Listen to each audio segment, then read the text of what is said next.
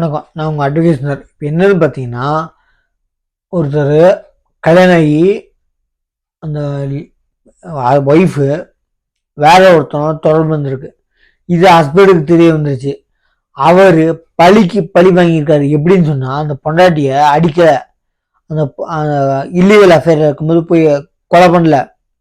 ஆனால் பழிக்கு பழி வாங்கினது யாரோட போய் தொடர்பு இருக்கணும், அவனோட பொண்டாட்டி இந்த ஹஸ்பண்ட் போய் கல்யாணம் பண்ணிட்டான். பழிக்கு பழி பாருங்க. இவன் பொண்டாட்டி போய் யாரோட தொடர்பு இருக்கணும், அவனோட பொண்டாட்டியை இவன் கட்டிட்டு வந்திருக்கான். நான் போட்டோ அப்லோட் பண்ணி பாருங்க.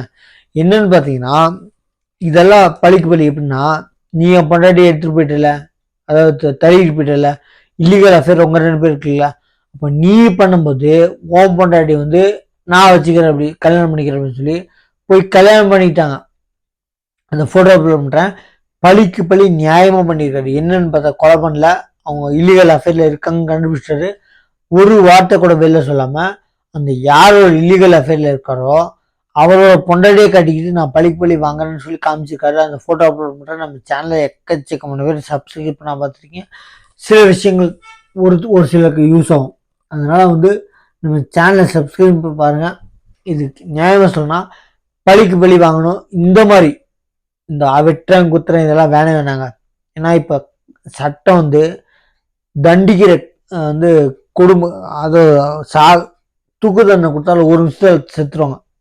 ஆனால் கிட்டத்தட்ட இந்த ஒரு 2 மாசத்துல 4 பேர் 4 கேஸ் 5 கேஸ் எனக்கு தெரிஞ்ச வரைக்கும் தமிழ்நாட்டில் பிரியாணி அபிராமி இப்போ எக்ஸ்எம்பி பெங்களூர்ல, கர்நாடகா எக்ஸ்எம்பி அவருக்கு சாகர வரைக்கும் ஜெயிலு.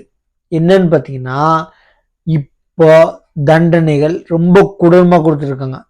அதனால ஹேங்கிங் தூக்கு தண்டனை கொடுத்தாலும் 1 நிமிஷம் தாங்க சாகு. இது கொடூரம் தாங்கவே முடியாத அளவுக்கு அனுபவிச்சு.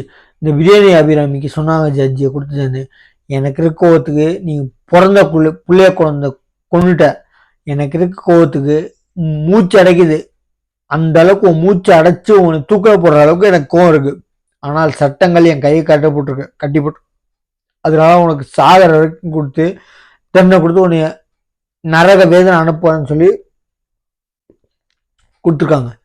அப்போ ஒரு என்ன சொல்றது, இல்லீகல் அஃபேருக்காக பிறந்த குழந்தைங்கள இது கிட்டத்தட்ட இந்த ஒரு 2 மாசத்துல ஒரு 4-5 கேஸ் பார்த்துச்சிங்க. வேற ஒரு ஸ்டேட்ல, நிறைய ஸ்டேட்ல இது எக்கச்சக்கமாகிடுச்சு. இப்போ சுப்ரீம் கோர்ட்ல என்ன சொல்லியிருக்காங்கன்னா, இன்னைக்கு அந்த மாதிரி இருக்கவங்களுக்கு ஆக்சுவலி டைவர்ஸ் வாங்கிட்டு போயிருங்க, பழிக்கு பழி வாங்கன்னு போய் கொலை பண்ணுறது தேவையில்லைங்க. அதுக்கு தான் இந்த ஒரு ஃபோட்டோ அப்லோட் பண்ணுறேன். பழிக்கு பழி வாங்கன்னு சொல்லிட்டு அந்த இல்லீகல் அஃபேர் இருந்தவரோட ஒய்ஃபோ இந்த ஒய்ஃப் போய் இல்லீகல் அஃபேர் இருந்தவர் கூட இவர் போய் கல்யாணம் பண்ணிருக்காரு. யாரோட பொண்டாட்டி போய் இல்லீகல் அஃபேர் இன்னொருத்தரும் கூட இருக்கணும், அவரோட பொண்டாட்டி இவர் போய் கட்டிட்டு வந்திருக்காரு. பார்த்துக்கோங்க, பழிக்கு பழி இதாங்க. கொலை பண்ணுறதோ இல்லை வெளியே சந்தி தேவையில்லை. புத்தி யூஸ் பண்ணால் கரெக்டாக வருங்க, தேவையில்லைங்க.